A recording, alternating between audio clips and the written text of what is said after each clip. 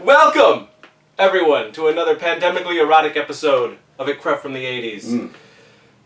Today, folks, this is a special episode because I've decided I'm going to do what I call 80s Memories with Friends. A series of videos where I'm sitting down with my homies, and we're going to talk about their particular memories, so they got their perspectives.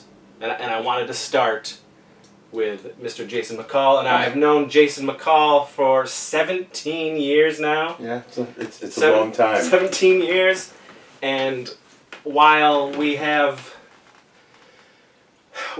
talked about certain things and we've bonded over certain things, I don't think we've gotten thick into your past as far as growing up, 80s memories, those properties that you still kind of hold dear to you. We've both always shared a deep love for the 80s, and every time I come over or every time either of us mentions something 80s, we're like, whoa, there's this thing, and you've got the thing, and you've heard of this, and so... well, I gotta say, I think through the years, if I do mention something, it is usually you who giggles and remembers it.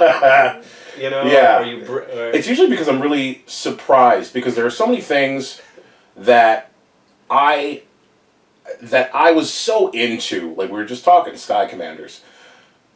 As soon as I came here and I saw that you had Sky Commanders on your wall, I lost it, and I heard the opening of the theme song in my head and everything, and I was like, you have Sky Commanders? They were fantastic. And you're like, you've heard of Sky Commanders? I'm like, you've heard of Sky Commanders?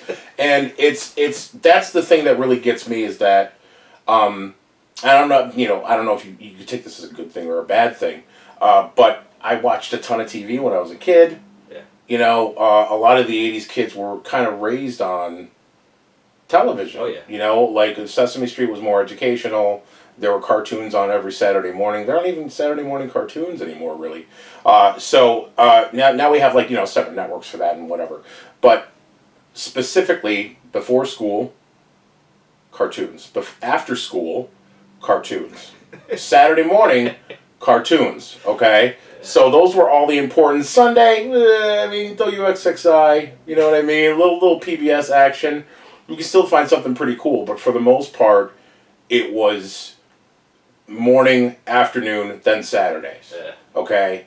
And depending on how deep you went, how long you sat in front of the tube, you would catch different things.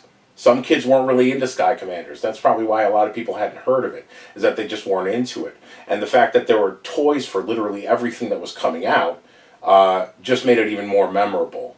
So that's what I think we have in common, is the fact that we both got deep into a lot of the shows, to the point where I would remember that flimsy paper TV guide that would come with the paper? It used to come with the paper. Yeah. And it was like a flimsy TV guide in a weird long format. Oh, and you'd get that every week, and I would, with a pen, mark all of the shows that I wanted to watch. Like, I got to watch Sky Commanders, got to watch Centurions. Oh, I'm going to be watching, I'm going to watch Sectors. So I think I like the fact that there's at least one other person that I know that I can be like, hey, do you remember this? And you'll be like, yes, I remember that. You're not crazy. Whereas, 9 out of 10 times you describe it to somebody and they just kind of look at you like you're weird. And they're like, we're also, we're only a year apart in age. Yep. We were 70s, born in the 70s. Yep. We had a very, there's unique all over the place. But what I'm saying is we were right in that, we were kids experiencing the 80s as it was happening new. Yes. And we were bombarded. Oh, yeah. With constant kids pop culture. Oh, yeah. One right after the other. It was really kid centric. That's the thing. I think the 80s is where advertising also became really powerful. Yeah. And they started thinking more about who they're impacting and how to impact them, and it was constant. It seems like there were almost more commercials back then, and they were all like visually sumptuous and threw out as much into your face as they could to just get you into it. And I remember sitting in front of the TV and just getting jazzed about a toy or about a show.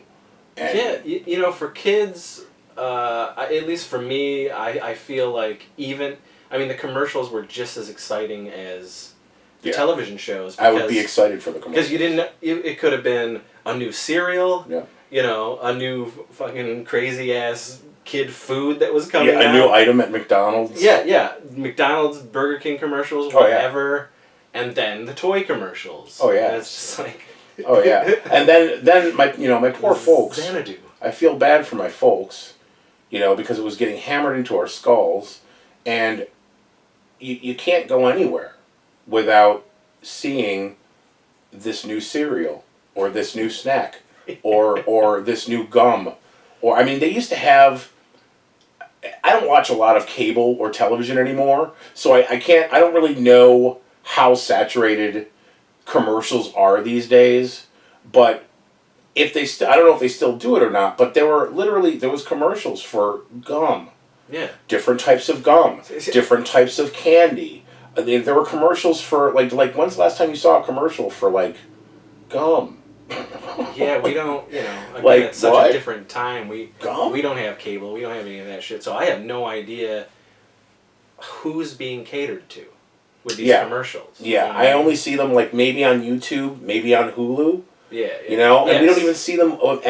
And I'll be honest with you. We've got a premium YouTube account because we don't want to deal with the ads, and we've got a premium Hulu account, so we don't watch ads on Hulu either. Yeah. So I literally don't really see any commercials anymore, and I think a lot more people are like that too. But in the 80s, you literally had no choice.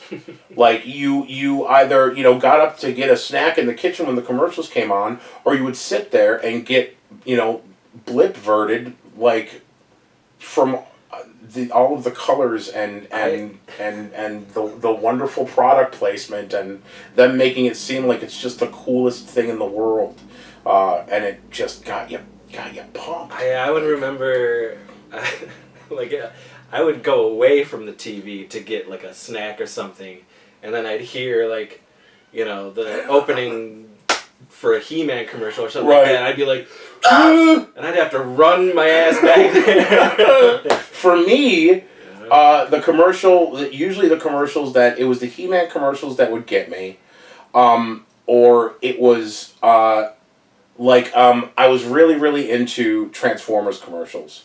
I really liked the way and of course you try to transform your Transformers like the kids did on the commercials, all smooth and cool, and, I'm here to me, Optimus Prime, and I'd be like, I'm going to try that too, and just, break it or throw it across the room or whatever. But I loved watching how the toys worked in the commercials, and I think that's one of the things that really, really got me, is that they really showcased the toys, and the kids would always have these elaborate setups, like they'd be set up outside, and they've got this little movie set set up with like traps and little boxes and this stack of logs that falls over and just all that stuff, and it made you want to do all of that stuff. It made you want to, go outside and bring all of your action figures and lose them in the woods. That's one thing I've talked to River about growing up, is that I was always like, man, why aren't you taking your toys outside? He always just kind of played with them in the living room or in the room, and I'm like, do you know how many sets you have outside? Take them outside, and he never took them outside. I was like, I will play with you outside with these toys. I'll help you set up the set. We'll hook it up. We're a generation of, it didn't matter. You took that shit outside. Yeah, and yes, you did lose it. And you got them, dirty. Break them. Yeah, you got them dirty. You lost pieces. Yeah, man. And it's fine, because every now and then you'd have a nice surprise when, oh cool, I lost this gun last weekend out here and now I just found it. But that's all they ever did was advertise kids playing outside with this stuff, You'd be outside with your action figures. Even if you had a play set, they would show you outside with the play set incorporating into whatever. You know, I think that's one of the... It's just another thing. They were like, look what you can do! I know. Look at what you can do with this! You were... Like, don't you want to do what these kids are having the time of their lives? I'm like, they are. I want to be that kid. And using their imagination and creativity and you know, creating scenarios and shit like that. I mean, that was... I think that's what gets us now, especially because of the fact that like retro stuff is becoming so much more. I'm not exactly going to say popular because it's always been kind of popular, but it's definitely moving to the forefront of what collectors are looking for now, and like the '80s aesthetic is becoming kind of hip and nifty, and people are really digging that. And I'm seeing the vaporwave thing and the retro wave thing everywhere, which is I love it. It's never gone for me. Oh my god! I mean, it's to see a resurgence in this stuff. I'm crazy about it. I'm crazy about the '80s aesthetic. I always have been. I love neon and black together. Like I think that it's just a wonderful thing that all of this stuff is coming back, and it makes me feel warm in this area to see all of that too. At the same time, like there are a lot of companies that are sort of latching onto that and reissuing stuff. Oh yeah. And that's another thing I'm really excited to see. I'm really excited to see all these reissues. You want new Ghostbusters toys? You want like new Star Wars toys? You want reissues of like really old stuff like God, what were the magnetized like Mangalores or something? Manganons? I don't remember what they were called, but they were anyway. I digress. All of these companies are reissuing all of this old stuff that all of these people like us are seeing and need all of a sudden, but they're being smart about it because hey, we've got these reissues, but they're pricey. What I do like about it, though, I got to tell you, is some of these companies. I'm saying Hasbro. I'm saying Mattel. Sure. Things like that. They are being smart about it in the way that, yes, they know they are appealing to the 40-year-olds, but they really are trying to appeal to a new generation as well. Right. So not only are they going to give you those retro feels, right. They are doing new releases that could appeal to the child as well. Yeah. So they're giving you the opportunity as a parent to share this joy with your kid. Yes. Because not have to spend $70, $80, $100. Exactly. Because a lot of us, or bust up your own stuff that you've been holding on to since you were a kid. That was the stupid thing I did. Okay. The majority of my toys that I kept, I was like, "Here, River, this is my childhood, and now it's yours. Enjoy." And then he and destroyed a lot. The sentiment was there. Yes, and then when I started like pulling my shit back from his room and being like, you know what, you're not gonna have this anymore. We'll get you your own stuff. So he started, that's what I would do. I would give him new stuff and take my old shit back. No, it's a good idea. And that's why That's why I'm recollecting a lot of stuff, because he did destroy so much. Like all those real Ghostbusters, loose, I had to recollect because he destroyed all of those. Oh man. Or like the Ecto 1, he would like color on, marker, put his own like designs and shit on. And I was like, all right, yeah, it was my fault. Yeah, it's yours now. Yeah, it's yours now. But it is fantastic that they're really re-releasing all of this stuff so that people our age that have kids can share that joy with them, and if their kid really gets into it, it gets you just as jazzed as well. Absolutely. That your kid is into it, and you could watch the old shows or the new shows. They did a new He-Man series. They did a new Thundercats series. These are only $15 in stores. Yeah. These retro releases. Oh, okay. And the He-Man that's coming out, the big push for Mattel and He-Man, it's all retail. It's coming to retail. Right. And they're $15. Yeah. $15 a figure. And they did a release. I don't know. It had to be like maybe 8 years ago, where they relaunched He-Man, and they did another He-Man show, released another Castle Grayskull, and a new series of figures and everything. Yeah, and I did buy those. Yeah, I bought them too. I bought all of them. And then I sold them. I didn't. I still have them. I did end up selling them. They're still all in the packages, and they're in my closet. So is the new Castle Grayskull. I've got almost everything for it, and they did the same thing with the Thundercats, which I bought a bunch of. I bought a bunch of the new Thundercats. And those shows were fantastic. Yeah, they were good. So a little, they updated for the hip, edgy crowd. Yeah, but I liked them. But good. I definitely enjoyed them. There was a wonderful resurgence of old new stuff. Or new old stuff, I should say. Everything old is new again. Yeah, they're like, have some He-Man, have some Thundercats, have some Tron. They even did V again. They did another V series. Yeah. So there's all these just wonderful things that they're doing that are sort of re-sparking the 80s, the 80s everything. I mean, they're even doing it with shows and movies now. The 80s time period is a really fantastic time for a lot of shows and movies to be taking place recently. Stranger Things is a perfect example of that. Stranger Things is a brilliant example of that.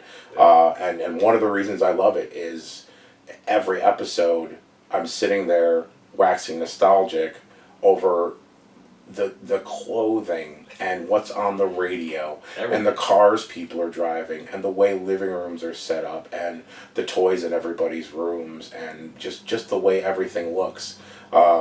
It's just, I don't know. They managed to give you a series that could have come from there. Yeah. It was they almost did a really good job with it. It's almost like you this was something that I missed on VHS or when it was on. Yeah. And now we're rediscovering it for the first time. Yeah, it came out in '83. We just missed it somehow. Yeah. And now we get to watch it. That. It's a brand new thing that we get to watch from '83. That we uncovered these tapes.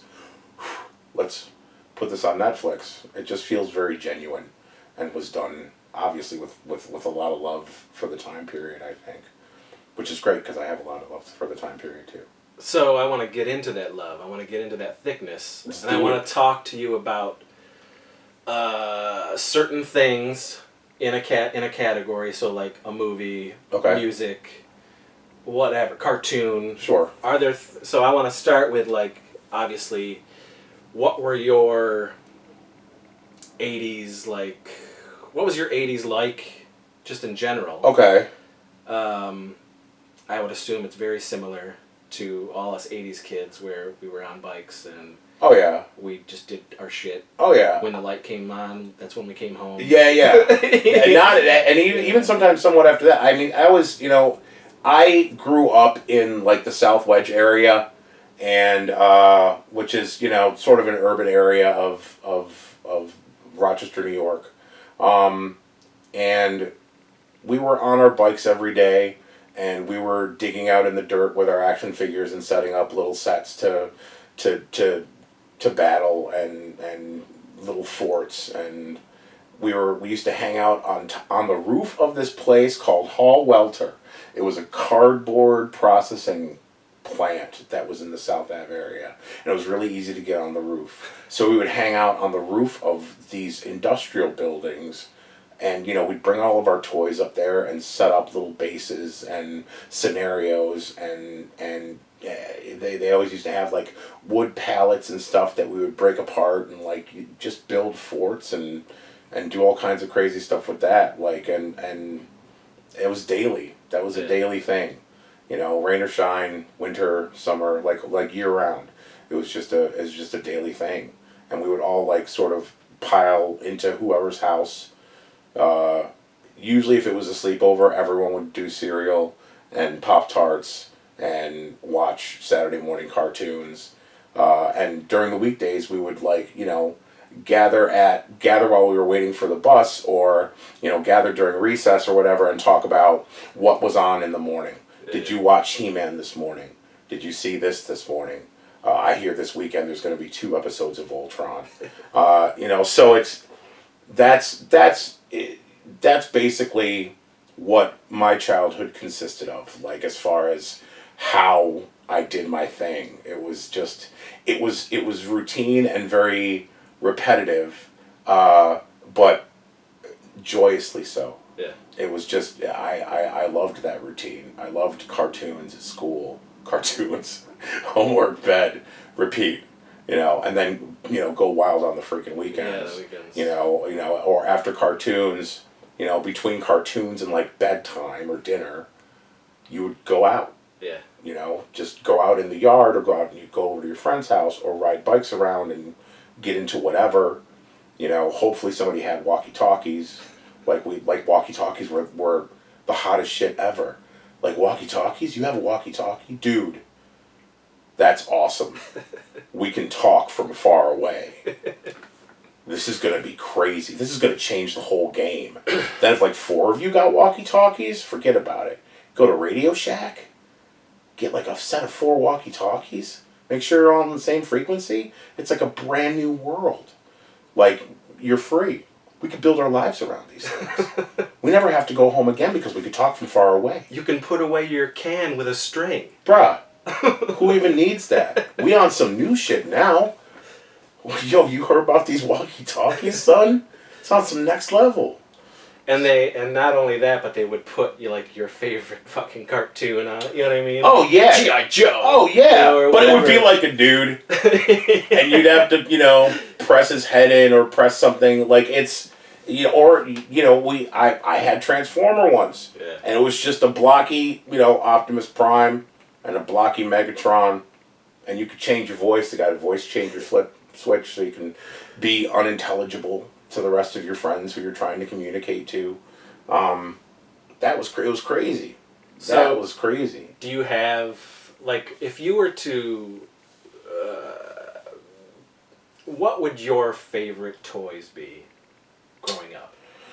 What did you gravitate towards? And again, it's tough because we had everything. Yeah. They were literally lobbing shit. They really were every week. There was a lot of things to choose from. So it was, I don't want to be too cliche or stereotypical, but it's kind of hard not to be because just about everybody was into the same stuff for the most part. There were some kids that were into the more fringe stuff, but I loved Star Wars.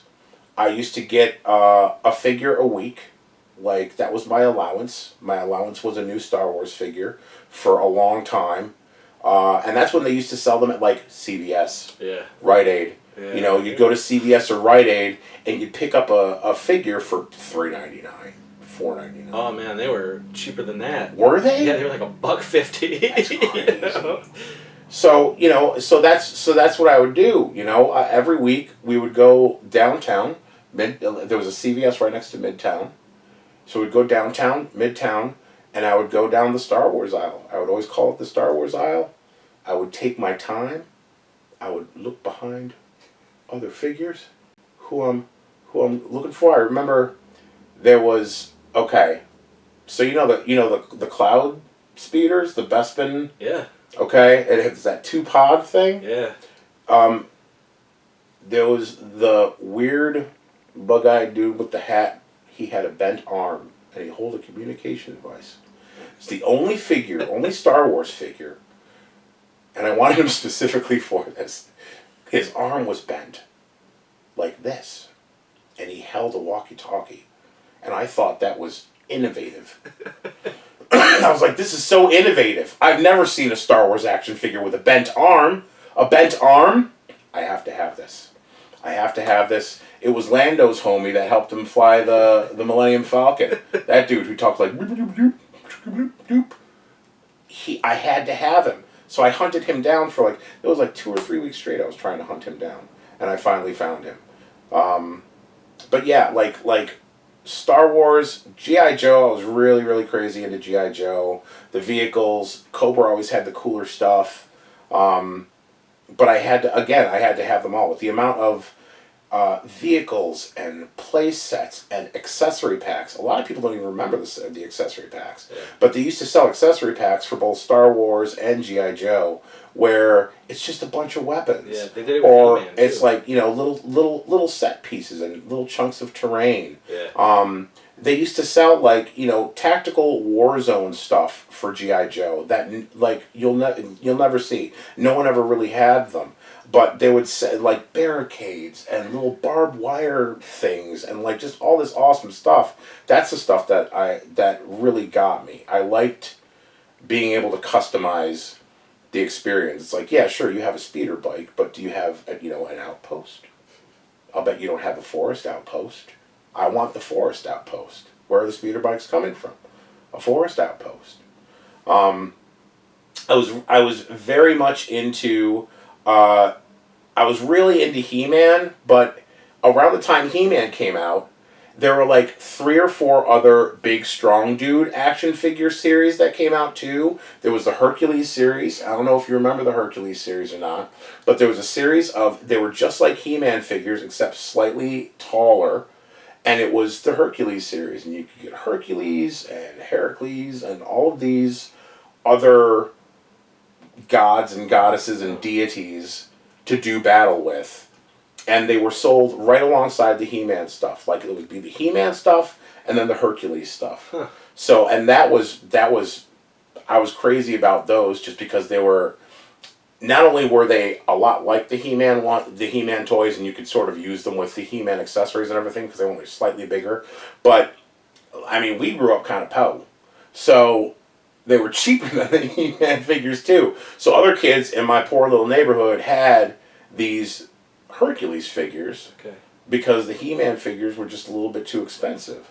So a lot of us had sort of a mix of both of them, but it didn't really matter because they're sort of interchangeable almost. And they used the same arm sockets, if I'm not mistaken. So you could take He-Man arms, pop off the He-Man arms, and put them on the Hercules, and vice versa. Huh. So we're really, really crazy about those.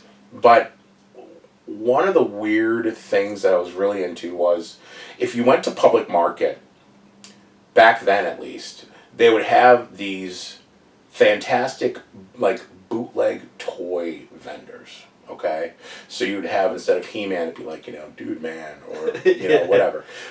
So just sort of knockoff stuff that looks a lot like the brand but isn't the brand. But what was great about that is that I discovered I was really into Voltron. I liked both the Lion and the Vehicle Voltron. I think Vehicle Voltron is slightly better than Lion Voltron. Come at me. I only love the Lion. Come at me. That's fine. I get it. I didn't like it once it went to the vehicles. A lot of people didn't, but I thought it was cool as hell. I just thought it was neat. So, that was and that was the first time I saw Japanese toys. I was like, what are these robots? Wait, this isn't Voltron. This isn't a Transformer.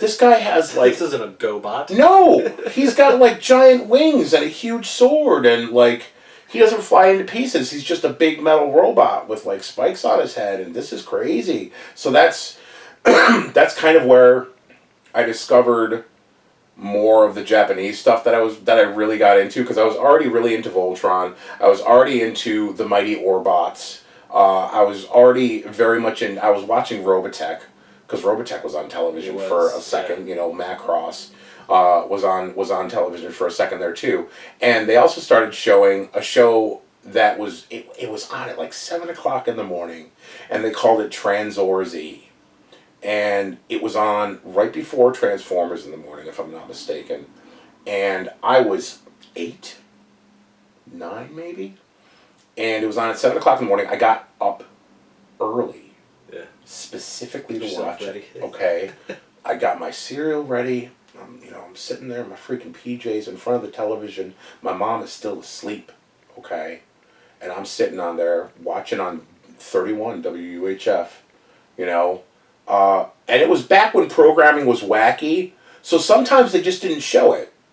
Sometimes it was on, but sometimes it just wasn't on, because stuff like that would happen back then. Pee-wee's Playhouse in this area, we waited for Pee-wee's Playhouse. It was already on in other areas, but we didn't get it for months until after it had already been on television for a while.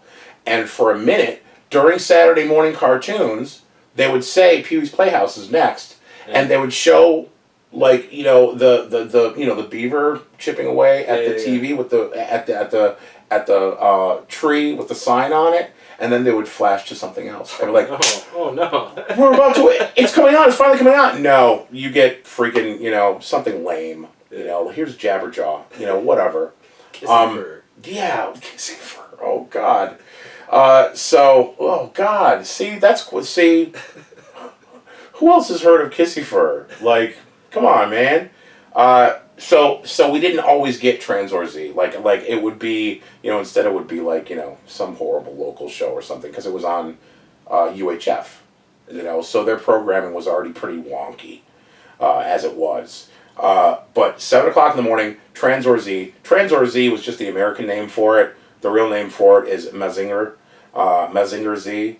And it was just a giant robot that cut things and blew things up, and people died, and I was like, oh my God, I can't believe this is on television.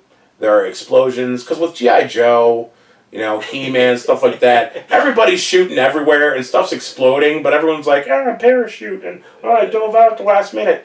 If something exploded, or like if a building got destroyed or something in Transor Z, they died. The person piloting that thing died.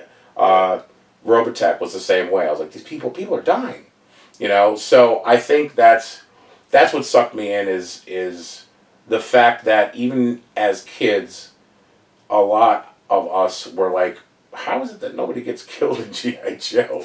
How is it that nobody gets killed in He-Man? And I think that's one of the things that kind of sucked me into the more Japanese side of stuff, is when I realized that they have sort of these edgy shows that don't shy away from a bit more violence and a bit more reality, and they've got so many more robots. Where are all these robots coming from? Like, these are crazy. So I started getting a really weird obsession with going to Public Market on the weekends to find these weird, colorful robots with the wacky writing that I can't read that cost like 50 cents and are made out of like horrible plastic. Because even those are bootlegs.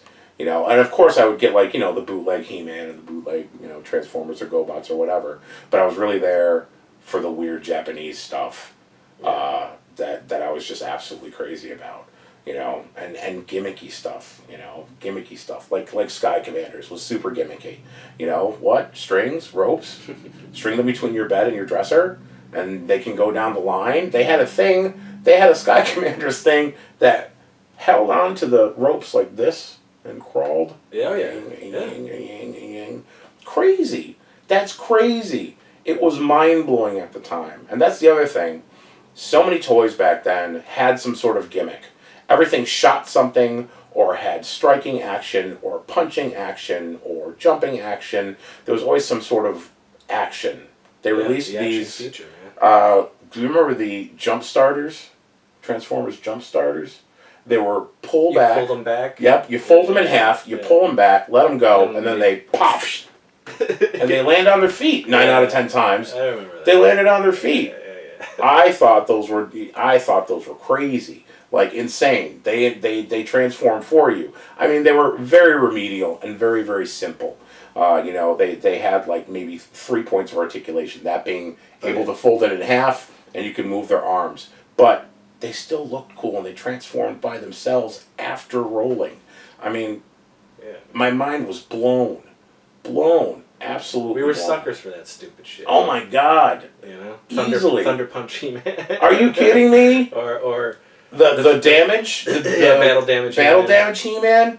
The fright features on the Ghostbusters. Those were fantastic. Yeah, you squeeze them and they're like, I thought those were fantastic. Like, I just thought it was the coolest thing. Like, and of course, your folks are going to be like, that's just a gimmick. Yeah. I'm like, but it's a spectacular gimmick. It's a wonderful gimmick. We have to have it. Oh, I've never seen. It's a toy first that I've never seen.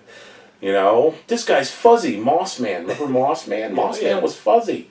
It's a fuzzy action figure. Yeah. Remember Skunkor? Skunkor smelled like patchouli. Why did he smell like patchouli? Stinkor? Yeah, Stinkor? It was Stinkor? Okay. Yeah, and Grizzlor. Oh, yeah! I'm fuzzy. He's fuzzy. He's adorable. So yeah, I mean, there was stuff like that, like, I just thought that was, I thought it was amazing. You know, I was really into those. I loved the Thundercats and Silverhawks came out around the same time. And they were both, the thing I liked about, first of all, they're both like, you know, a descriptive and an animal. Yeah. Thundercats, Silverhawks, Brown Recluse. I don't know. They took over by storm. Like everybody, it was just the hottest thing for like a couple of years. You know what though? I definitely glommed onto Thundercats for sure. Easily. But Silverhawks, I only had a few of those. Same thing here. I didn't really go nuts on those. I just didn't like how limited they were. The appeal of those guys was you click their legs and their wings came out. Yeah. it was kind of cool. I think the big, like, for me, it was like, oh, I gotta get that cowboy one, you know? Yeah, the cowboy with the guitar. Yeah, that was cool. But I don't know. Thundercats was definitely. Yeah. Like I rode that train until it was over. Well, and they had a lot more stuff, to be fair, yes, too. They did. Yes, you know, you know, you can get the vehicles and the castles and there were a couple 2-3 different play sets. There was a much wider line of figures. The Berserkers showed up. Oh yeah. And they had like the samurais. Yeah, I loved that figure. He was fantastic. It was just so cool. So weird. So cool. They had that space lady with the deep voice. Man, did we. Do you remember the space lady with the deep voice? She beat some mud monster with soap. Like that she used, like, you know, with this gun she had a backpack, you know, attached to this gun, and she beat it with soap. She gave like the chemical composition. It's like a Snarf was like, "What was that?" Only in the 80s. And she was like, "It was soap." I was like, "Wow, that blew my mind." She beat the dirt monster with soap. Who'd have thunk it? You know, but it was so great. It was so great. And the space pirates were dope as hell. And the thing that made me laugh about the space pirate is that he was looking for booty, and I didn't know what booty meant. I didn't know that it meant treasure. I was just like, he's saying booty. Why is he looking for booty? And he had this little thing on his shoulder that would go booty. Oh my God, dude! They made that toy too. Yep. They made that toy. Yep.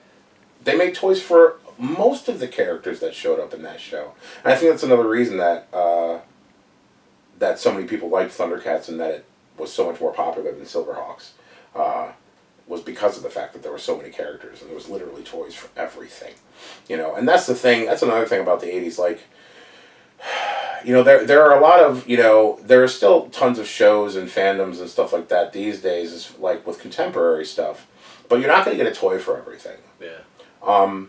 You're definitely going to get a toy for the, you know, a lot of the top stuff. And for a lot of the top stuff, you're either going to get like a Funko Pop, okay, or something really expensive from like Sideshow Collectibles, or, you know, or First Figures or something like that. You're going to get the really fancy stuff or the really chintzy, cheap, stupid, cartoony stuff. Back then, though, you were pretty much guaranteed a toy for whatever show you're watching. You watch Inspector Gadget, you're going to get Inspector Gadget toys. Ghostbusters. Everything. Literally every show had their own toy line. So that's kind of another thing that ended up sucking you even deeper into it, is that all of the shows were just basically a commercial. Yeah, but they were still really good shows. That's the thing. Like, I still really enjoyed and was addicted to these shows and the adventures, and the writing managed to be engaging and not insulting, you know, to kids. Do you have favorite cartoons that still stick with you? That you loved, you just had to watch them. Okay, Inspector Gadget I was crazy about. I just thought that he was the coolest thing in the world. it amazed me and made me happy, and I wanted to be him. I loved the Pac-Man cartoon show. So did I. I was crazy about the Pac-Man cartoon show. You know what? Nobody remembers that. I talk about loved I always it. have to like hum the theme song. I loved I don't it. know what It was on. It was on right after Inspector Gadget. It was so good. I loved Kids Incorporated. It was a huge part of my childhood. Huge part of my childhood. And that's where we got Martika. Yes. Guys, we got Martika from that. Okay? Well, we got... Let's not be toy soldiers. Yeah, we all... Oh, yeah. Fergie. That's right. Why did I think she was Disney and not Kids Incorporated? She didn't have lumps back then. No. I was crazy about Webster. I like Wait, Webster we're doing cartoons though, it right? doesn't, Like, yeah, it doesn't okay. matter though. Like, Okay. Any television that you like gravitate toward. Webster, I was crazy about Webster, crazy about Punky Brewster. Small Wonder. I wanted to, like, I had such a crush on her. I wanted a robot girl so bad. Oh, you liked Vicky? Oh my God. Oh man. There was something about her, but I was a perverted little jerk when I was a little kid though. So, but yeah, Small Wonder. Punky was our age, so we got to age with. We got to grow up with her. Yeah. Soleil Moon Frye turned into a fox too. Oh my just gosh, saying. are you kidding me? She was Spectacular. Adolescent.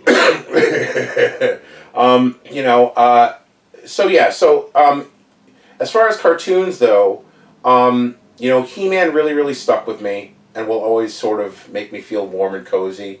As does Transformers. Mighty Orbots will always be huge with me because of the fact that it was something that was oddly just mine.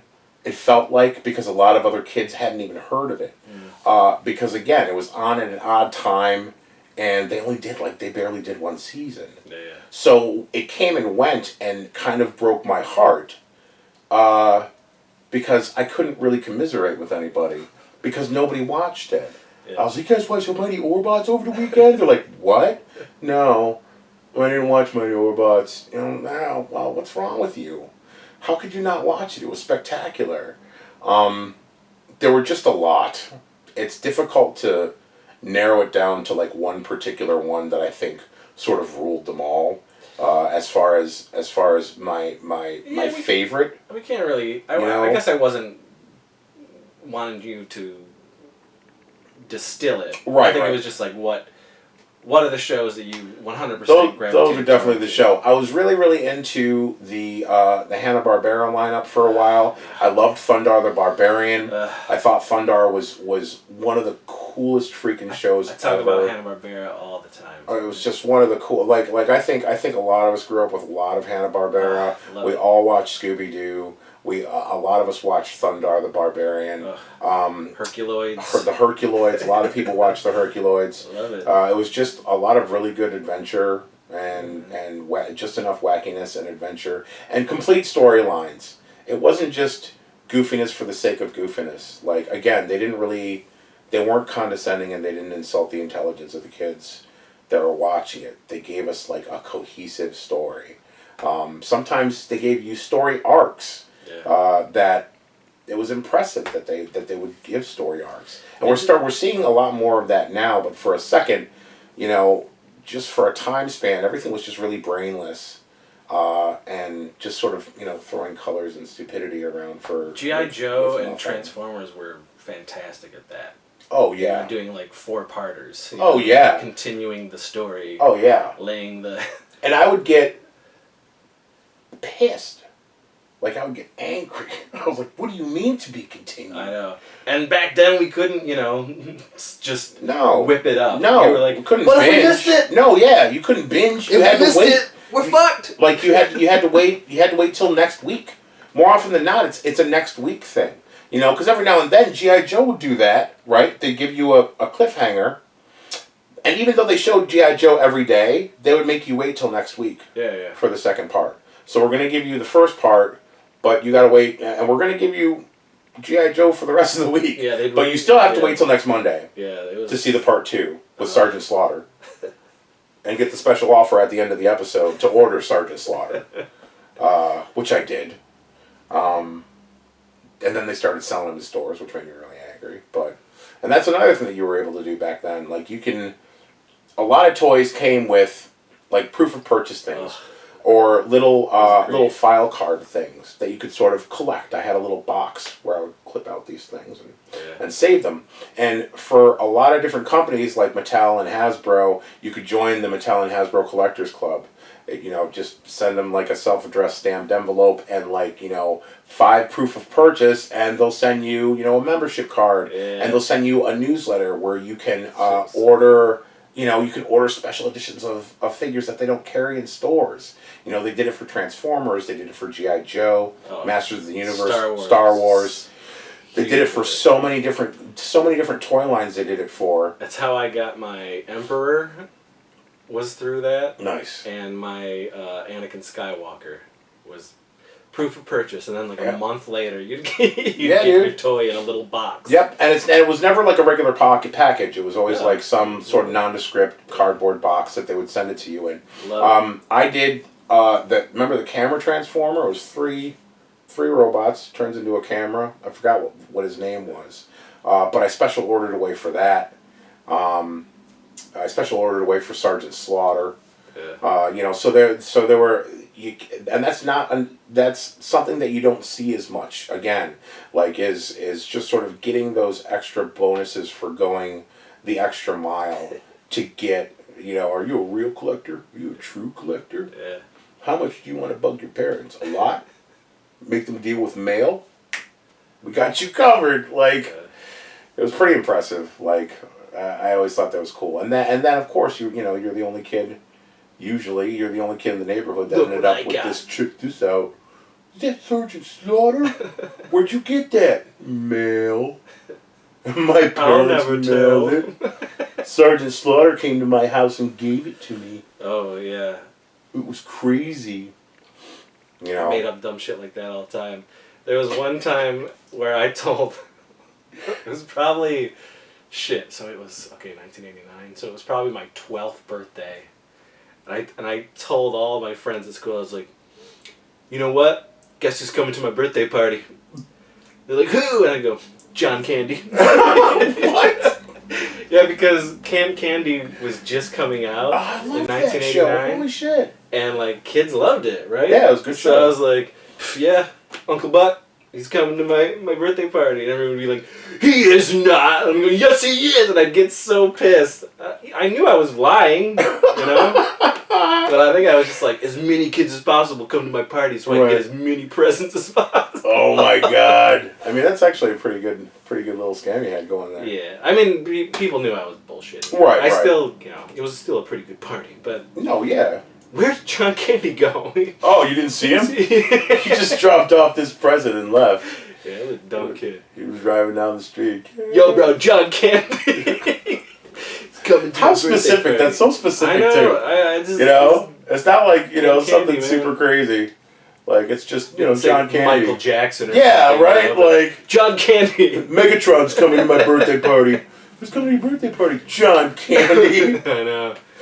Yeah. Basketball great Ralph Sampson. I've never been able to live it down, People still remind me of that dumb shit. Remember that fucking birthday party you had? John Candy was going to be there and he never came?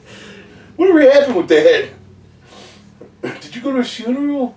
So what, so shows. Let's go on to shows. Okay. Are there shows that you just, it was appointment television for your kid mind you gotta be there. Right. Not cartoons. Like shows. The sitcoms, action shows, the shit that we were inundated with. Well, I mean...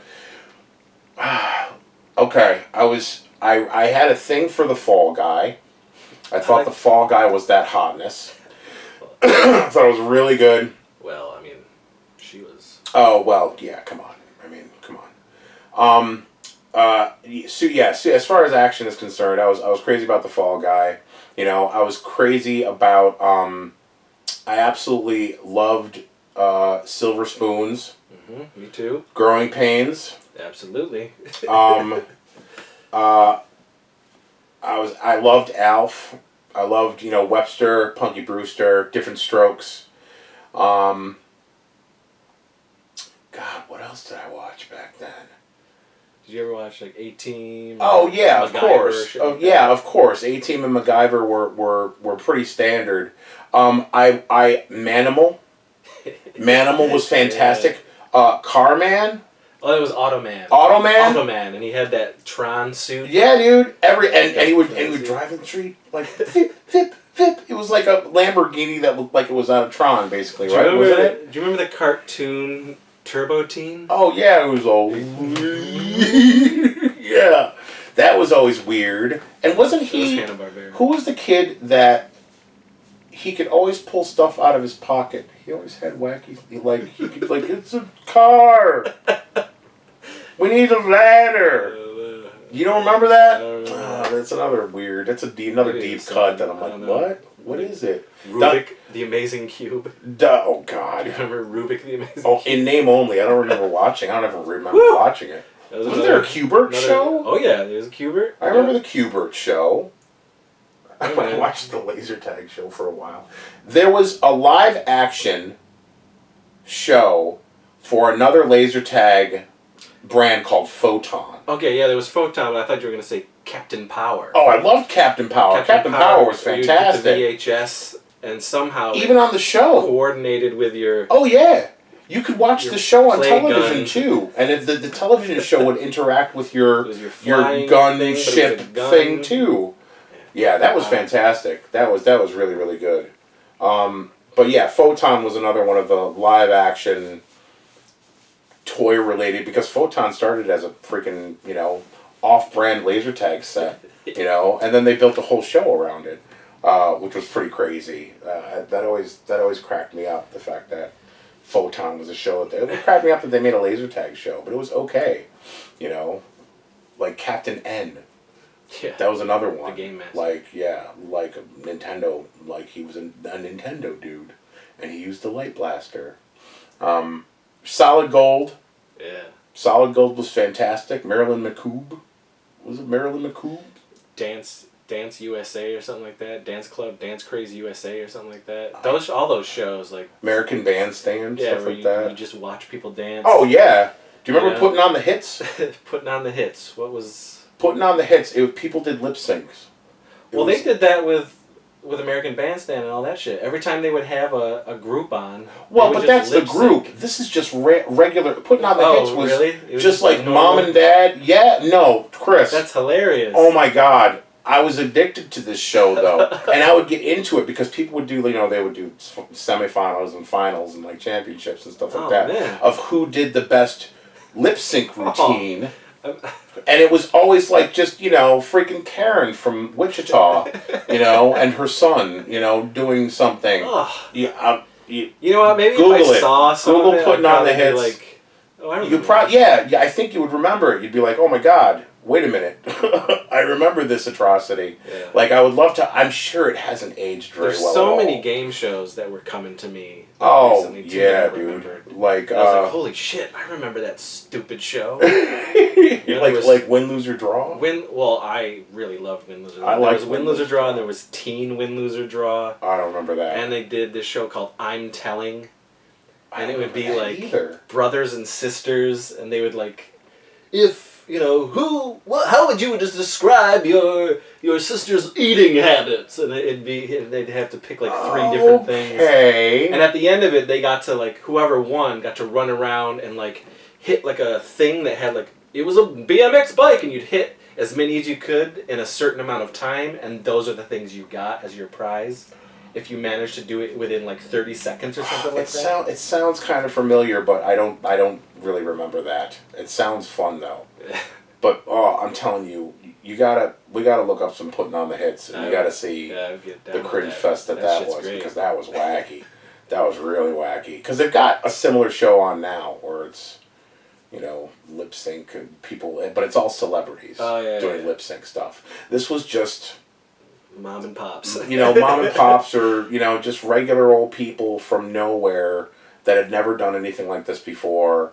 That's cool. Doing some elaborate lip sync routine You know, and they would do like the whole thing, you know, costumes and props and all this other wacky stuff. And people would go crazy, at least the audience would go crazy for it. It probably wasn't on for like more than a couple of years, but like I had to watch that every single freaking time. I had to watch it. There were a lot of XXI PBS stuff that I used to watch. Like I liked like High Feather. There was a show called High Feather. I liked the original Degrassi Junior High. Yeah, we saw that on PBS. Yeah, so that was a PBS thing. There was another one called 3-2-1 Contact. Oh yeah. 3-2-1 Contact was fantastic. You know, I absolutely loved 3-2-1 Contact. It was really, really good.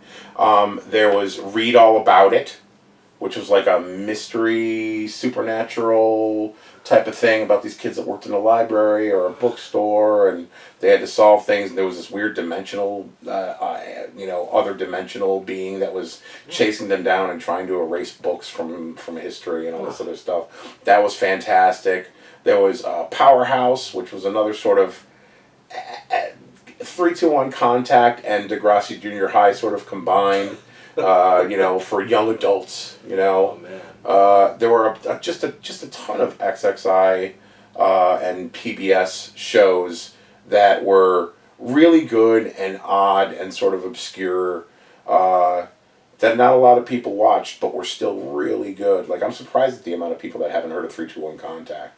And a lot of people, like, when the band The Bloodhound Gang came out, I was like, it's like that 3-2-1 Contact thing. It's a Bloodhound Gang from 3-2-1 Contact. And people are like, what are you talking about? I'm like, 3-2-1 Contact. You know, the kids show, science and stuff. Nope. I'm like, well, you're my age. How did you not? Yeah. How do you not know what 3-2-1 Contact Electric is? Company. Oh my God, the Electric Company was spectacular. Freaking Morgan Freeman, you guys. Spider-Man would show up. Yeah. Oh my God. I loved it. There was another show called The Right Channel where it was this bug. And it was all about writing. It was kind of educational. Picture page. But The Right Channel was great. Palabra Jot, they said at the end of the show every time. Palabra Jot. And that stuck with me for some reason. But yeah, like, you know, that's the stuff that I was crazy about. I watched a lot of PBS when I was a kid. Because we didn't have cable for the longest time either. So I was limited to like 4 channels. You know, and that was it. 10, 13, 8, WUHF, which was 31, and 21, which was WXXI, PBS. And those were the only channels that we had. And we liked it that way. But it definitely gave you, it limited. Like, when you didn't have a choice, you were so limited in what you could watch. So, what did eventually come through and what you were able to catch, you sort of hooked onto really, really quickly and really passionately because of the fact that, I mean, that's all you're getting.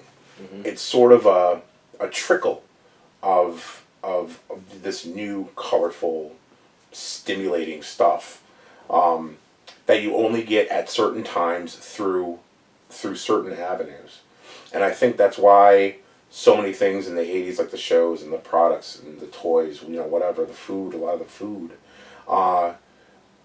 stuck with us so hard and was sort of ingrained in us and sort of sewn into our fabric because of the way it was presented and because of the fact that it was sort of all we were exposed to for a long time. Now there's so much, media and choices that you still get fandoms and you still get like sort of rabid dedication to certain things, but it feels like these things aren't quite as substantial as they were because of the fact that it was so limited back then, So anything that did come through to us was just like, this is freaking new and amazing, and you can't Google it and find out more. The only way that you're going to get any more information on it is if you keep watching this show. Tune in next time, because sometimes certain commercials would run during certain shows. Yeah. So you'd see all of the cool new toys on this show, or you'd see all the new stuff at McDonald's, or the new gum, or the new candy. Or the new cereal. My God, the new cereal. You got to get the new cereal.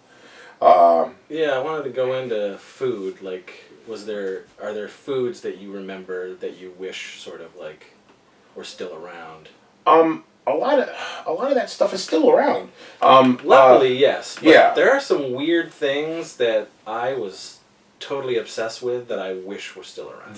I was crazy about. Okay, I don't know if you watched like WWF when you were a kid.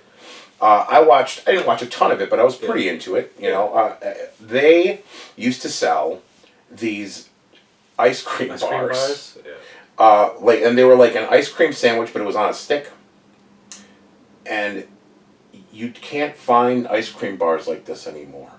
At least not the way they were made. It was just sort of like your average ice cream in the middle, but the cookies were like moist vanilla wafers. Yeah. With like a random wrestler printed on it. Yeah. But for some reason, I found those to be some of the most addictive things in the world. Jello pudding pops. I was just gonna say that would be my Jello pudding pop. I was like Jello pudding pops it was just such an interesting, weird thing. And again, it seemed like such an innovative game changer. Pudding pops, it's pudding, but it's frozen. And freaking got Bill Cosby with his afro. Pudding pop, give it a bird, Jello pudding and it bear. had, like, that ice covering. Oh, that you just kind of. Oh my God. Those things were crazy. I was crazy about those. They had a cereal for everything. Yeah. I was crazy about C3POs. I thought C3POs were some of the best things ever. I thought they were amazing.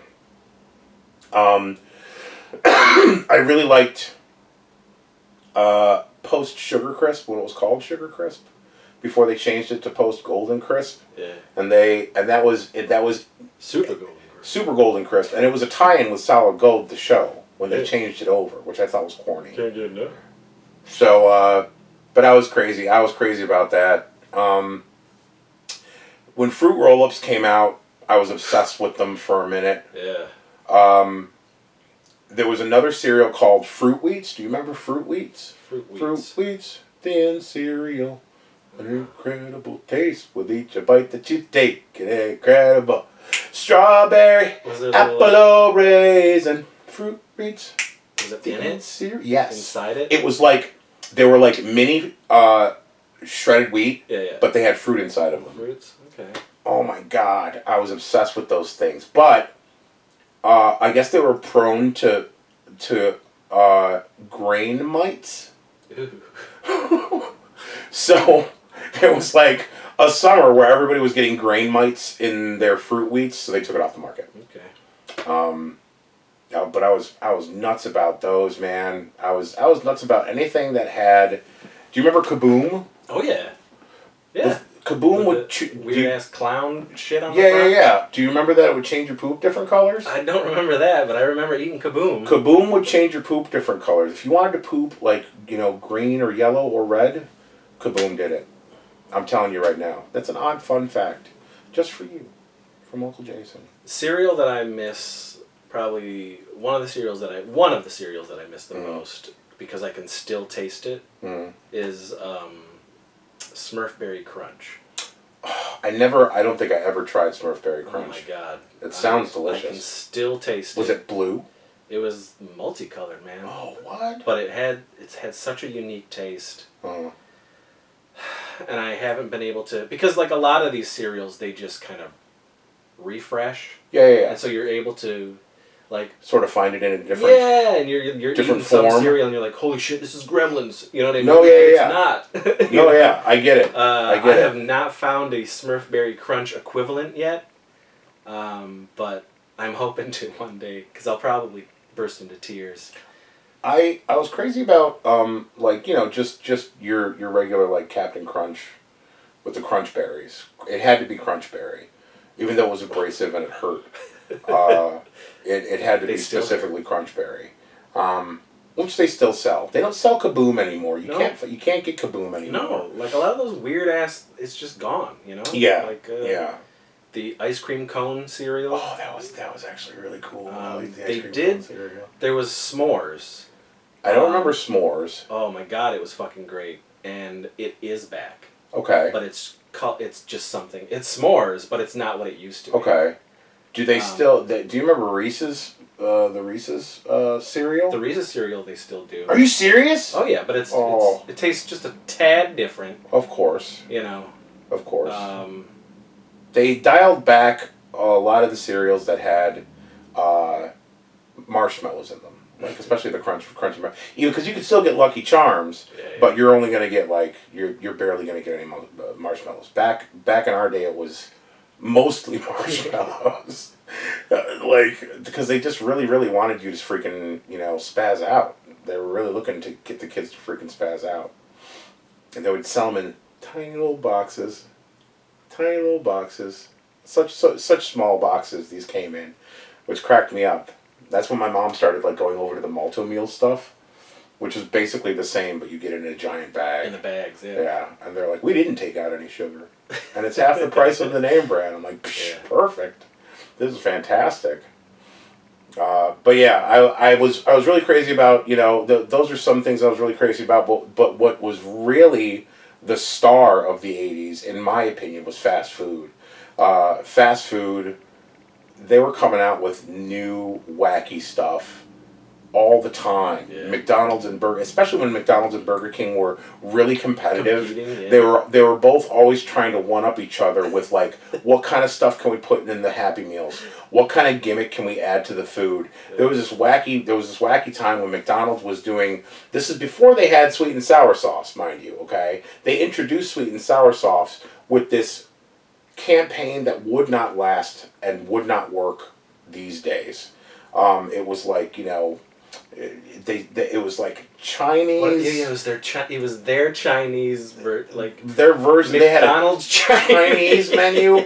They would give you chopsticks, man. Oh shit, I remember. They would give you chopsticks, and they redesigned. And that's in the commercial. Yeah, oh yeah. The chopsticks are. Oh yeah, they're picking up the McNugget and dipping it in sweet and sour sauce, and they got a Chinese guy being like, tastes just like it does at home. I remember that.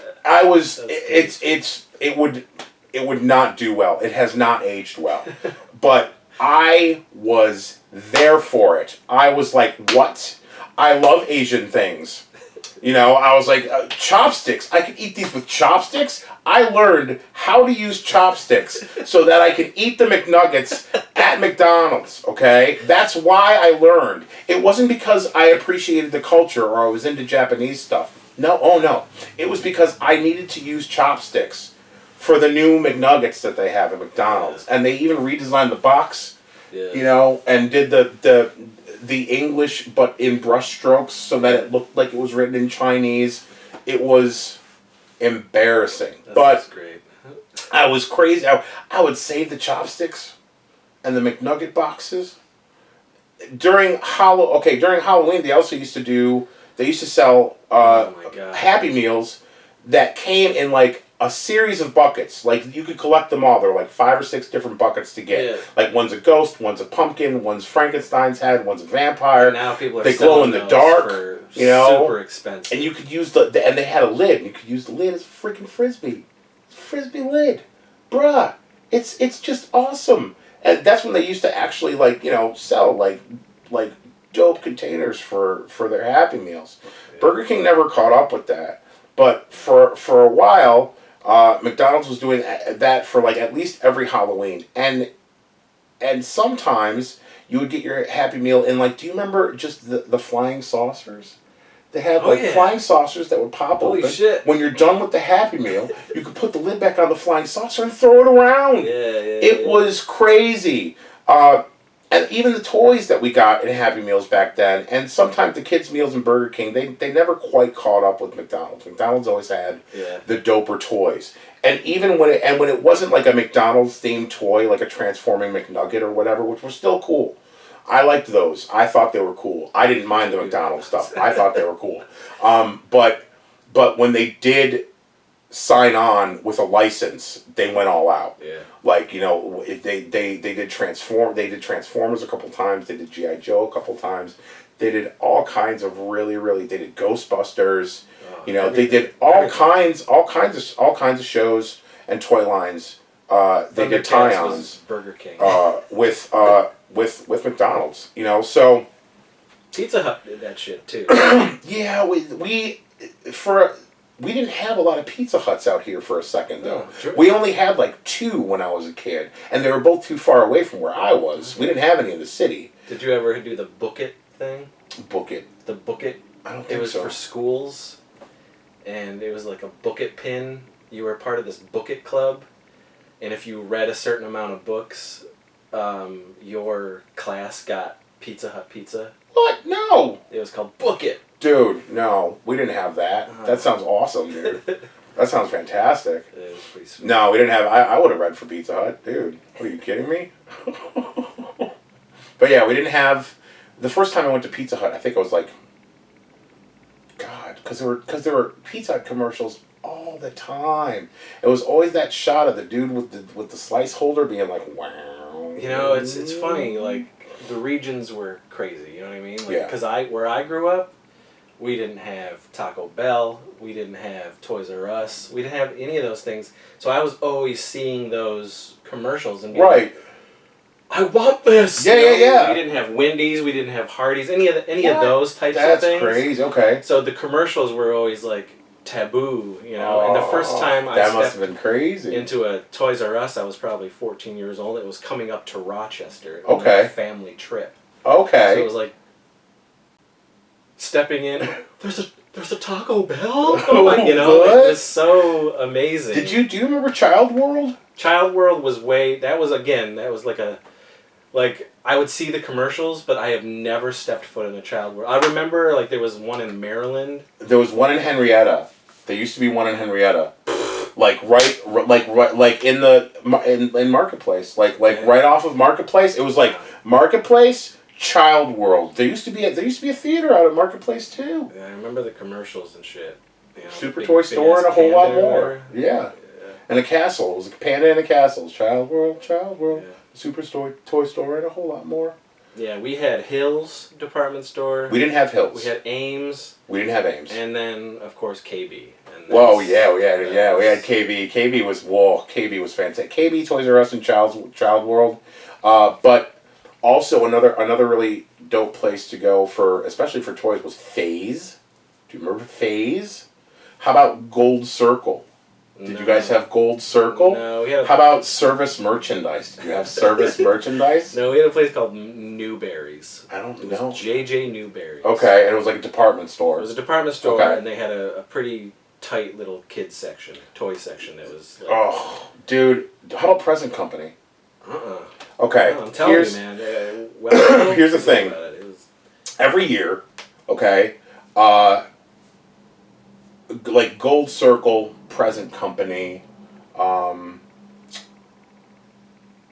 all of these department stores, they would release these like thick catalogs, all right, and everybody always wanted to try and get their hands on them because the toy section took up like a third of it. yeah. And it was in the back. It was You like could the wish always, books? oh my God. You could always flip through these catalogs and see all this brand, and it's stuff that you haven't seen commercials for yet. Yeah. This stuff, it's like getting a sneak peek at some brand new exclusive stuff that no one's heard of yet, and we would all just fawn over the catalog and be like, what is this? Yeah. I haven't seen this vehicle. It wasn't in the show. That and just like, you know, plus I was into tabletop gaming and stuff. You know, when I was younger too, we played a lot of Dungeons and Dragons. Played Dungeon. Played the Dark Tower games.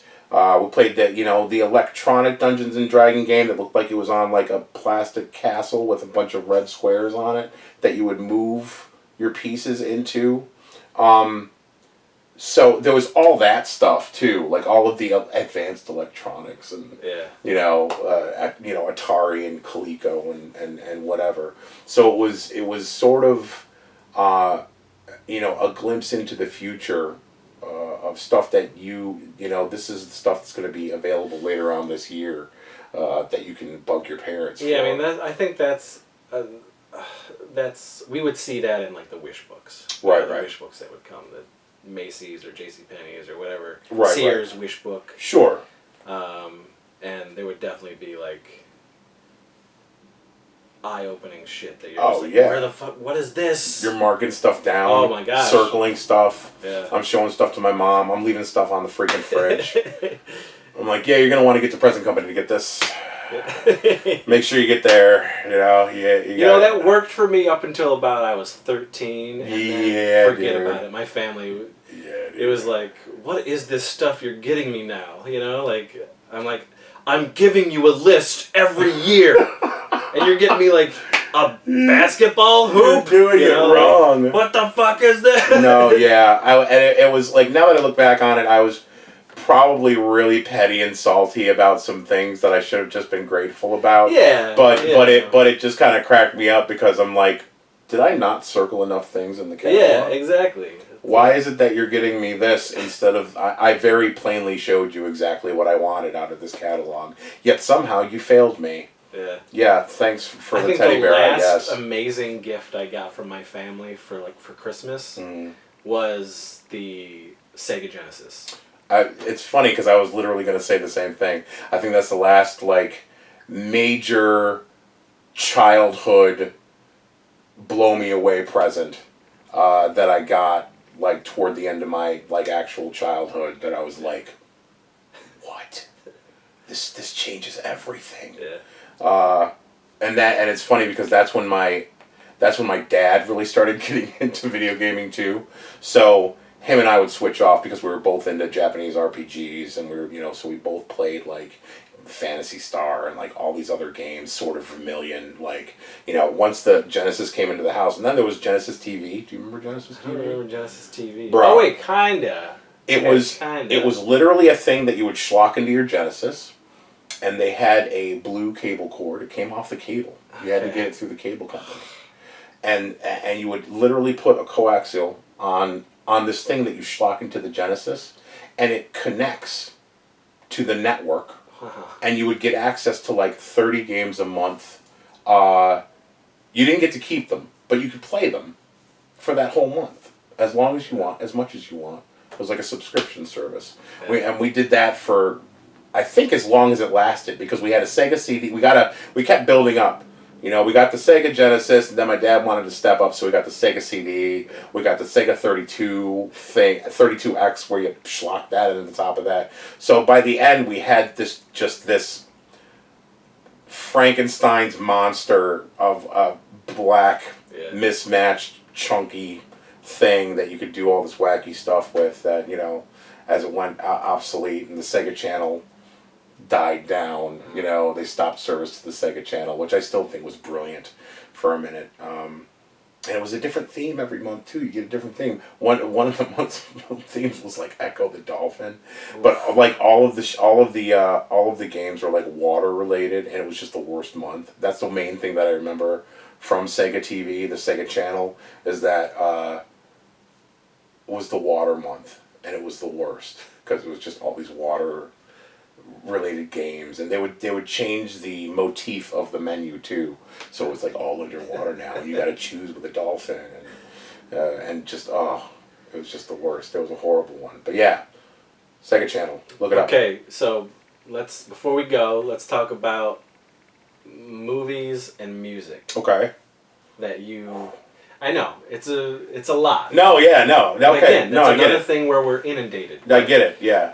As a child, sure, what blew your mind, music and movie-wise, that today you're still like, nothing can touch this stuff? And the music, I thought that Breakin', the first one. Yeah. Okay, I know that everyone's like Breakin' 2, Electric Boogaloo. I actually like Breakin' more than I like. Thank you. 2. Okay, good. I really do. Because Breakin' turbo dances, okay, with a broom to Tour de France by Kraftwerk. Come on, dude. He does magical floating broom dance, okay, to Tour de France by Kraftwerk. If that isn't reason enough, okay, for you to like Breakin' better than Breakin' 2 Electric Boogaloo, then I don't know what to tell you. And then there's a gem that a lot of people haven't even heard of, okay? And do you remember Rappin'? Did you see Rappin'? I didn't see Rappin'. I saw Crush Groove. Crush Groove, sure. But Rappin'. I think I saw Beat Streets. Beat Street is a classic. But Breakin' for me was like, that was my thing. That was like my gateway into breakdancing in that culture. It was, you know what I mean? My God, it was, and it really did. It set things off. It was already a thing before, but breaking was definitely a tipping point. Then breakdancing was everywhere. That movie changed me. I think seeing that movie changed me. I was breakdancing all the time. I was wearing, raccoon tail hat and checkerboard shoes and just all this wacky, bandanas, and just we were carrying cardboard around with us and challenging people to breakdance battles around the neighborhood. None of us could afford a boombox. But eventually, there were 6 of us that pitched in for a crappy little boombox. We started carrying the boombox around. We had a crew. It was pretty crazy. So a lot of that, I think, hit me really hard when breaking came out and the music in breaking. So we listened to a lot of Lisa Cult Jam, a lot of Africa Bambaataa. We listened to but at the same time radio in general was spectacular. Still to this day love a bunch of the artists that I was crazy about back then. I still love ABC. I still love Sheila E. I still love Prince. Of course. It's just. I could easily go on and on because all of the music back then was so ridiculously iconic, and you didn't hear the same song 50 times a freaking day because there was so much to choose from, and I think that's and music was so much more of an integral part of shows and movies back then. It wasn't just there's music by these people in this movie.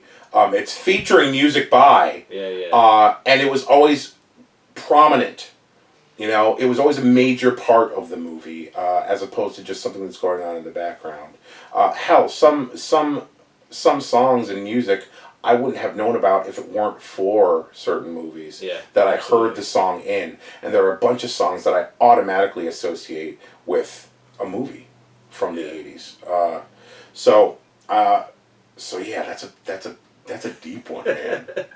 That's a really deep one. I mean, it could be its own thing. That's really a deep one. Because there were so many. There were just so many movies with so much music that I was just so crazy about. But yeah, that's the one that Breakin' for some reason jumps out as the first movie that not only really impacted me as far as I really loved the movie, but I loved all of the music in the movie so much, and it was stuff that you were still able to hear. We could hear it on the radio. I could hear Shaka Khan, and I could hear Kraftwerk, and I could hear Africa Bambaataa. I could hear the Furious Five. I could hear that stuff. New Edition. Stuff like that, man. Sheena Easton, Sheila E., of course, Prince, of course, Michael Jackson. I mean, I'll always be in love with almost his entire catalog, of course. No shame. I don't care. No, who are you talking to? Yeah, so, I'm always going to love Michael Jackson. Morris Day and the Time. A lot of y'all don't know about Morris Day and the Time, but you need to. Google I think if they're a Prince fan, I would hope so. If they're a Purple Rain fan, I would hope so. Morris Day is. But you got to know. I mean, Morris Day was he didn't get enough. He still doesn't get enough love. He still doesn't get enough love. He's just the Lex Luthor to Prince's Superman easily, and he's a hater. He's a salty, petty hater. He's just what? Yeah. Oh. He's fantastic. Absolutely fantastic. Highly recommended.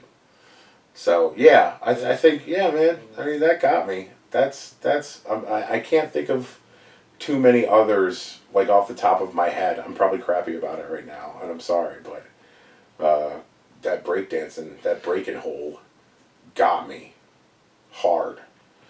So lots of urban stuff. Yeah, I think there's, like, that's one thing that I noticed throughout the years with you and I is, like, I would bring up a song, or I'd start, like, singing a song, and you'd just be like, the fuck? What do you know about that? What do you do? I was just, like, literally haven't heard that song in like, 30 freaking years, and here you are, dancing in heaven. Like, what?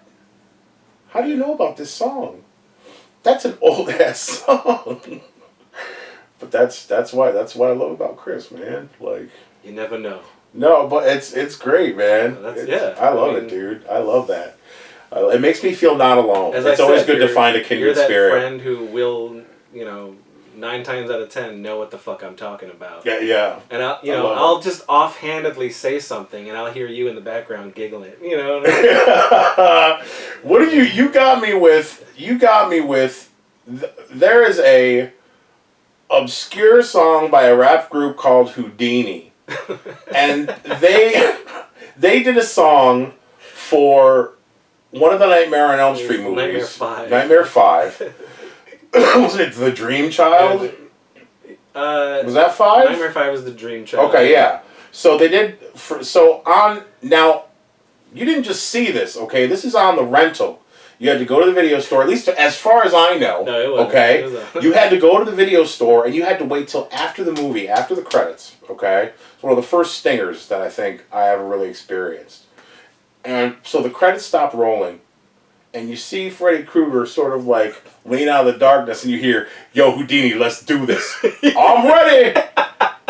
And freaking Chris, one time, out of nowhere, I hear, "I'm ready!" And I was like, wait a minute. Swing. Swing! I was like, whoa my God, this guy hurt. Oh my God. I'm doing the running man up the stairs. Swing. So good. Just stuff like that. He's the other guy. He's the other guy that watched that video at the end of the VHS of freaking Nightmare 5. That old Whodini song. Oh my God. and to this day it's probably the dopest Whodini song in my opinion, because it's got dudes freaking doing the Running Man in Freddy Krueger outfits upstairs. Come on, man. But he still had his little vest. That hat that he always wore. the wide brim one. Oh, man. It was so good. Freaking Robert Englund was in the damn video. Freaking full makeup. Whole nine, man. He doesn't even care. He was in the Dream Warriors video, too, wasn't he? And he was with the Fat Boys in part 4. Oh, my God, he was. Ready for Freddy. And he rapped in that. Oh, my God, dude. Oh, see, this is what I mean by, like, the music being more of an integral part of the movies and the shows. They stopped doing that in like the early 2000s, late 90s. They just don't do it anymore, man. The music and movie pairing was just like a thing. It was 80s and 90s 100%. It was, Easily. Where they had songs with the name of the movie in the song. Yeah, exactly. Like the songs were known because of the movies. Oh, like absolutely. Don't get it twisted. Like a bunch of these songs wouldn't have been hits if it wasn't for the movies that they were in. Yeah, Footloose. It's just there's a ton of music, and hell, there were movies that were, that were released that sort of led with the soundtrack being something to check out. Like, do you remember Singles? Yeah, it was during. 90s? Yeah, it was during. Yeah. It was in the 90s. It was during the grunge era, and there was a movie called Singles. You got a dyslexic heart. Oh my God. Oh my God! I remember Singles. I had the soundtrack. Of course I did. Because there were a couple of Pearl Jam songs on there that weren't really on any albums. Matt Dillon in that movie. Dude, fucking the long hair, the little goatee. Dude, it's fun, and it's funny because Pearl Jam was in that movie. Soundgarden was in that movie. Like, there were a bunch of Seattle bands that were in that movie because it took place in Seattle and it had a bunch of Seattle music in it. It's funny, I didn't like any of those bands. I only liked that song. That's why I got the soundtrack. Dyslexic Heart, you like? Because I really hated 90s music. I hated all that stuff. I liked a lot of 90s music. I'm not gonna front. I liked Pearl Jam, I liked Nirvana, I liked the grunge thing for a minute. I was out.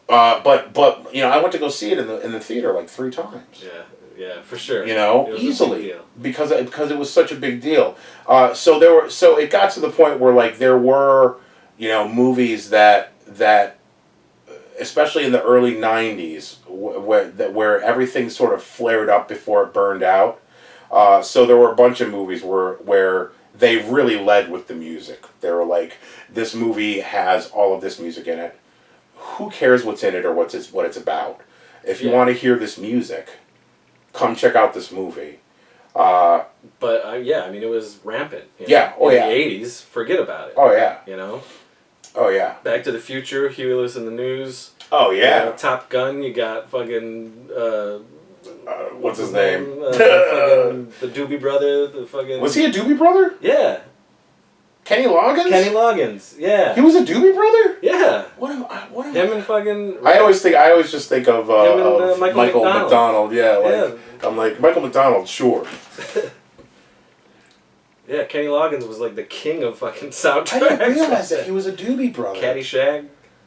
Oh, yeah! Caddyshack. Oh, yeah. It's all over the place. Ghostbusters. Everything, man. Oh, my God. Yeah, Ghostbusters soundtrack was spectacular. And I'm just talking about Ray Parker. Yeah. They had the Thompson twins on there. Yeah, dude. Had so many, it was dope. They had that, I Believe It's Magic. Everything with John Hughes. Like, you know what I mean? Every spectacular. Soundtrack. Yeah, really, really good. Really, really good. Come on. Yeah. Breakfast Club was probably one of the best. I feel like it probably ended when... that whole thing probably ended with like Metallica did the theme song to Mission Impossible 2 or something like that, and then it was. I thought it all ended with Judgment Night. Remember Judgment Night? Oh my God! Where they were that doing soundtrack where they were doing the rap meets rock. Yeah, but that was earlier. Thing that was before Mission Impossible 2. Okay, well I thought it felt like the beginning of the end. It definitely. You know, it felt like because everyone was kind of like, okay, that's a posse. Ooh. And that soundtrack. Oh. It's the posse. Oh no, Mario Van Peebles. He needed to step down. He got so extra. He was like, "I'm still super valid, y'all." It's like, okay. Do you remember his show? Mario Van Peebles. He had a television show where he that? played like a detective. Oh, I don't remember that. That was like it was the only reason I remember is because it was around the time. Do you remember Beans Baxter? Yeah, I remember Beans Baxter. I loved that show. First of all, I thought Beans Baxter was good. The Adventures of Bean Baxter. Yeah, it was on around the same time. Tight. He was in Mac and Me and Charles in Charge. And his name was like Mario Van Peebles. Baxter. Show was like it was called like like Midnight Jones or something something goofy like that, man. Like, but yeah, he had his own show. Wow. For a little while, like a TV show. Where he played some slick talking detective guy who was sarcastic and blah blah blah, which was super wacky. Cool. But yeah, I gotta Google that one now. I gotta find out what it was called, because it's a good one. Man, memories. I know. Nostalgia. I feel old. Sweat. Thanks for inviting me over to feel old and sweat. No, man, but you're one of those, at least from what I've known you, 17 years. It's a long time. You're one of those dudes who has always kept the child inside. Oh, easily. So it doesn't matter how old we get, No. It's age ain't nothing. But it's important. I like being able to look back on these things and not through a website or something like that, but being able to literally remember. Yeah, absolutely. The heyday, the neon haze of the 80s, and it'll always carry a very special place in my heart, and will always be insanely important to me, and I think about it every day. There's always something about the 80s or something 80s related, like whether it's the way something looks, like the aesthetic of something, or a song, or a toy, or a taste, a smell. Like there's always something. It's a natural time machine. It really is. Yeah. It really is. It was a heady time. I always tell this to people, like any smell can like zoom you back. That that you recognize, or like takes you back. Especially. Or it doesn't matter how many times I've had Fruity Pebbles. One bite of Fruity Pebbles, and I'm a fucking 7-year-old sitting on it. Yeah. Like, for me, it's Crunch Berries. The smell, specifically the smell of Crunch Berries, it just amazing. Sends me back every single time. I love it. It's wonderful. It's fantastic. My God, can you believe it? It's amazing. I'm happy. We did it. It's been great, especially sitting. This is the first time I've seen this room in all its glory. Okay. And it took me, I had to walk around the room for like a good 20 minutes before I was able to calm down and sit down and do this, because I kept on being like, bah! Whoa! Like just things, again, stuff like the Sky Commanders, stuff like Bionic 6, that Chris knows about and other people don't know about, and that's wonderful. I love that. Not only just the 80s, but being able to connect with somebody on some of the more obscure things of the 80s that still affect you just as strongly as a lot of the mainstream stuff did, but still held on to you in a really, really special way that not everybody got to experience. That makes that type of nostalgia even better, because it's something really niche. And for something to be niche back then, it just didn't happen that often. No, it did not. No. Everything was very mainstream. Because it was there. It was new. It was. It is. Everything was everything. So it's always good to be able to connect on those more obscure things and wacky stuff. And I need to get you to come to more of the Saturday morning sleepovers. I want to. I've been meaning to. You did one. Yeah, I made it to one. You seemed to really enjoy it. I loved it. But I think you would really, I loved it. You'd always you'd clap, you'd laugh, you'd sweat, you'd cream. I think it would be every time I'm not able to do it. I'm always like in the comments. Every time you post, I'm like, I'm always hitting like and love and cry like on everything, because I'm like, oh my God.